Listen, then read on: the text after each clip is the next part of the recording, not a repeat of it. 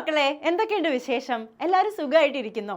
അപ്പം നമ്മൾ 5ാം ക്ലാസ്സിൽ ഈ വർഷം കുറേ പുതിയ മാറ്റങ്ങൾ വന്നിട്ടുണ്ട് അല്ലേ?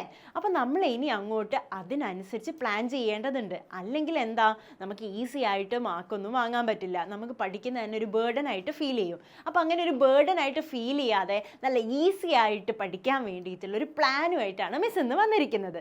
അപ്പം നമുക്ക് എന്തറിയാം? യെസ്, നമുക്ക് 5ാം ക്ലാസ് പഠിക്കാനുള്ള സബ്ജക്റ്റ് ഇതൊക്കെയാണ്. ഓൾറെഡി ഇതിനെ പറ്റിയൊരു വീഡിയോ ചെയ്തിട്ടുണ്ട്. എന്നാലും നോക്കാം. Basic science, social science, Hindi, mathematics, language, English, Malayalam second, ഈ സബ്ജക്റ്റുകളാണ് നമുക്ക് 5ാം ക്ലാസ്സിൽ പഠിക്കാനുള്ളത് അല്ലേ? ഇതിൽ തന്നെ പുതിയ കുറേ സബ്ജക്റ്റുകളുണ്ട്. ബേസിക് സയൻസും സോഷ്യൽ സയൻസ്, ഹിന്ദി, മലയാളം സെക്കൻഡും ഒക്കെ നിങ്ങൾ ഈ വർഷം പുതുതായിട്ട് പഠിക്കുകയാണ് അല്ലേ? അപ്പം നമ്മൾ ആദ്യം നമുക്ക് ഈ സബ്ജക്റ്റുകളൊക്കെയാണ് ഉള്ളത്. എങ്ങനെ ഈ സബ്ജക്റ്റുകളൊക്കെ പഠിക്കണം എന്ന് ആദ്യം മനസ്സിൽ പ്ലാൻ ചെയ്യണം. അതുകൂടാതെ നമുക്കറിയാം, പുതുതായിട്ടൊരു റിപ്പോർട്ട് സബ്മിറ്റ് ചെയ്തിട്ടുണ്ട്. എന്താണ് ആ റിപ്പോർട്ട്? യെസ്, ഇനി ഓണം എക്സാം ഉണ്ടാവില്ലേ? ഇനി ഓണം എക്സാമും ക്രിസ്മസ് എക്സാമും ഉണ്ടാവില്ലേ? ഒരു റിപ്പോർട്ട് സബ്മിറ്റ് ചെയ്തിട്ടുണ്ട്. എന്താണ്? ഇനി ഓണം എക്സാമും ക്രിസ്മസ് എക്സാമും ഉണ്ടാവാൻ സാധ്യത കുറവാണ്.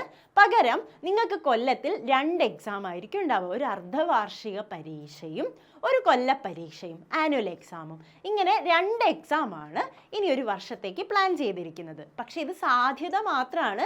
റിപ്പോർട്ട് സബ്മിറ്റ് ചെയ്തിട്ടുണ്ട്. നമ്മളെ വിദ്യാഭ്യാസ വകുപ്പ് അംഗീകരിച്ചാൽ മാത്രമേ ഇത് നിലവിൽ വരുള്ളൂ. ഓക്കെ, അപ്പോൾ സാധ്യത മാത്രമാണ്. അപ്പോൾ എന്തുകൊണ്ടാണെന്ന് വെച്ചാൽ ഈ എക്സാമിനിടയിൽ കുറേ 10 ദിവസം കുറേ ഗ്യാപ്പുകൾ വരുമല്ലോ. അപ്പം നിങ്ങൾക്ക് പഠിക്കാനുള്ള ദിവസങ്ങൾ കുറഞ്ഞു പോകും. സ്കൂളിൽ പോകുന്ന ദിവസങ്ങൾ കുറഞ്ഞു പോകും. അതുകൊണ്ടാണ് ഇങ്ങനെ ഒരു റിപ്പോർട്ട് അവർ സബ്മിറ്റ് ചെയ്തത്. ആ ദിവസങ്ങൾ കുറയാതിരിക്കാൻ വേണ്ടിയിട്ടാണ്. ഓക്കെ, അപ്പോൾ ഇത് നിലവിൽ വന്നിട്ടില്ല. ഇപ്പം നിലവിൽ വന്നിട്ടില്ല. സാധ്യത മാത്രമേ ഉള്ളൂ. അപ്പോൾ ഇതും നമ്മൾ കണക്കിലെടുക്കണം. പക്ഷേ ഇവിടെ ഒരു കാര്യം കൂടെ പറഞ്ഞിട്ടുണ്ട്. എന്താണ്? നിങ്ങൾക്ക് ഈ ഒരു കൊല്ലത്തിൽ 2 എക്സാം ആക്കും. അപ്പം തന്നെ എല്ലാ മാസവും ക്ലാസ് ടെസ്റ്റ് ഉണ്ടാവും എന്നും കൂടെ പറഞ്ഞിട്ടുണ്ട്. ഈ പ്ലാൻ ആണെങ്കിൽ എല്ലാ മാസവും ക്ലാസ് ടെസ്റ്റ് ഉണ്ടാവും. ഓക്കെ, ഇനി നമ്മളെ പഴയ പ്ലാൻ ആണെങ്കിലോ, സ്ഥിരമായിട്ട് പോകുന്ന പോലെ ഓണം എക്സാം ഉണ്ടാവും, ക്രിസ്മസ് എക്സാം ഉണ്ടാവും, ആനുവൽ എക്സാം ഉണ്ടാവും. അങ്ങനെയാണല്ലോ. അപ്പോൾ എങ്ങനെ നമ്മൾ പഠിക്കണം 5ാം ക്ലാസ്സിൽ? ഇനി എങ്ങനെയാണ് നമ്മൾ പഠിക്കുക? യെസ്, നമ്മളുടെ പഴയ പ്ലാൻ ആണെങ്കിൽ നമുക്കറിയാം, ജൂൺ 2-ാം തീയതിയാണ് സ്കൂൾ തുറക്കുക. അതാണ് ഇതുവരെ അറിഞ്ഞ വിവരം അല്ലേ?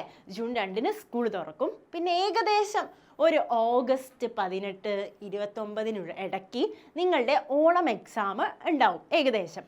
അപ്പം നിങ്ങൾ എന്ത് ചെയ്യണം? ജൂൺ 2-ന് സ്കൂൾ തുറക്കും. അതിനു മുന്നേ ഈ വെക്കേഷനിൽ തന്നെ നിങ്ങളെ ബേസിക്സ് ഒക്കെ സെറ്റാക്കി വെച്ചിട്ടുണ്ട്. അടിപൊളിയായിട്ട് പഠിച്ചു വെച്ചിട്ടുണ്ട്. ബേസിക്സ് ഒക്കെ ഉറപ്പിച്ചിട്ടുണ്ട്. ഇനിയും ബേസിക്സ് ഉറപ്പിച്ചിട്ടില്ലെങ്കിൽ കുറച്ച് ബുദ്ധിമുട്ടാണ്. കാരണം എന്താണെന്നറിയോ? നമ്മൾ ഒരു ബിൽഡിംഗ് ഉണ്ടാക്കുമ്പം ആദ്യം എന്താ ചെയ്യുക? ആദ്യം അതിൻ്റെ ഫൗണ്ടേഷനാണ് കെട്ടുക അല്ലേ? ഫൗണ്ടേഷൻ ഉറപ്പില്ലെങ്കിൽ മുകളിലേക്കുള്ള ബിൽഡിംഗ് എന്ത് ചെയ്യും? ഇടിഞ്ഞു പൊളിഞ്ഞു വീഴും അല്ലേ? അതേപോലെ നമ്മളെ ബേസിക്സ് ഒക്കെ സെറ്റാക്കിയാലേ നമ്മൾ എന്തും പഠിക്കുമ്പം നമുക്ക് ഈസി ആയിട്ട് മനസ്സിലാവും. ഇനിയും ബേസിക്സ് സെറ്റായിട്ടില്ലെങ്കിൽ കുഴപ്പമില്ല. എന്ത് ചെയ്യുക? നിങ്ങൾ ബേസിക് ആയിട്ടുള്ള ക്ലാസ്സസ് ഒക്കെ കണ്ട് പഠിച്ച് ഇമ്പ്രൂവ് ചെയ്ത് വരിക. ഓക്കെ, മാത്തമാറ്റിക്സ് സ്കില്ലൊക്കെ ഇമ്പ്രൂവ് ചെയ്ത് കൊണ്ടുവരിക. ഓക്കെ, അപ്പം നമ്മളെ കൊണ്ട് പറ്റും. ഈസിയാണ്, നിങ്ങളെ കൊണ്ട് പറ്റും. ഓക്കെ, ഇപ്പം നമ്മളെ ലൈവ് ക്ലാസ്സുകളായാലും ഒക്കെ കണ്ടു നോക്കിക്കഴിഞ്ഞാൽ നിങ്ങൾക്ക് ഈസി ആയിട്ട് പഠിക്കാവുന്നതേ ഉള്ളൂ. ഓക്കെ, അതല്ലാതെ ഒരുപാട് ബുക്കുകളും കാര്യങ്ങളൊക്കെ വായിച്ച് നല്ല നോളജ് നമ്മൾ ഉണ്ടാക്കിയെടുക്കണം അല്ലേ? ഓക്കെ, അപ്പം നമുക്ക് ജൂൺ 2-ാം തീയതി സ്കൂൾ തുറക്കുന്നു.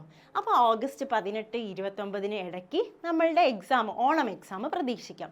അപ്പോഴത്തേക്ക് നമ്മൾ എന്ത് ചെയ്യും?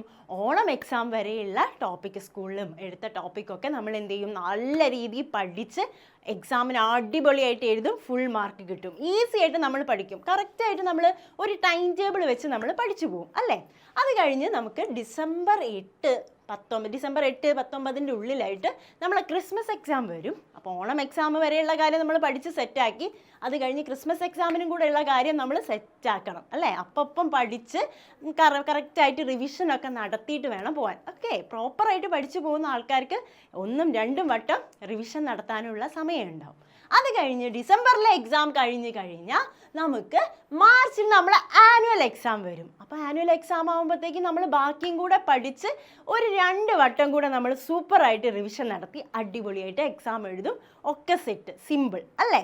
ഇങ്ങനെ പോവും. ഇനി നമ്മളുടെ പുതിയ റിപ്പോർട്ട് പ്രകാരം ആ റിപ്പോർട്ട് നിലവിൽ വന്നാലുള്ള പ്ലാൻ ആണെങ്കിലോ ആ റിപ്പോർട്ട് നിലവിൽ വരികയാണെങ്കിൽ നമ്മൾ എന്ത് ചെയ്യണം? നമുക്ക് 2 എക്സാമേ ഉള്ളൂ, പക്ഷേ അവിടെ ഓരോ ക്ലാസ് ടെസ്റ്റുകൾ ഉണ്ടല്ലോ, നമ്മളുടെ അതത് ടീച്ചേഴ്സ്, ഓരോ സബ്ജക്റ്റിൻ്റെയും ടീച്ചേഴ്സ്, സ്കൂളിലെ ടീച്ചേഴ്സ് നടത്തുന്ന എക്സാം ആയിരിക്കും ഉണ്ടാവുക.